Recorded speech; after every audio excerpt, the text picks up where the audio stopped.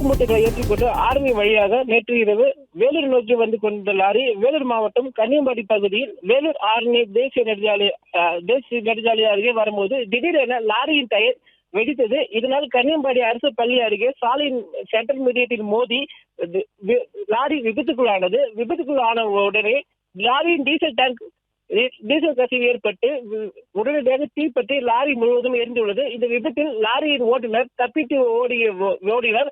அருகில் இருந்த கார் ஓட்டுநர் துரிதமாக செயல்பட்டு தனது காரையும் காப்பாற்றி எடுத்து சென்றுள்ளார். இதனால் வேலூர் ஆரணி தேசிய மாநில நெடுஞ்சாலையில் 2 மணி நேரத்துக்கு மேலாக போக்குவரத்து பாதிக்கப்பட்டு இருபுறமும் சுமார் 3 கிலோமீட்டர் தொலைவிற்கு வாகனங்கள் அணிவகுத்து நின்றனர். மேலும் விபத்து குறித்து வேலூர் தாலுகா காவல்துறையினர் விசாரணை மேற்கொண்டு வருகின்ற நிலையில் தப்பி ஓடிய ஓட்டுநரையும் தேடி வருகின்றனர். விபத்து நடந்த இடத்தில் போலிய மின்விளக்கும் எச்சரிக்கை விளக்கும் மற்றும் எச்சரிக்கை ஸ்டிக்கர்கள் இல்லாததால் இது போன்ற விபத்துகள் ஏற்படுவதாக அப்பகுதி மக்கள் குற்றம் சாட்டுகின்றனர்.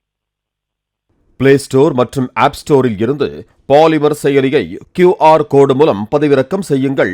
செய்திகளை உடனுக்குடன் பெறுங்கள்.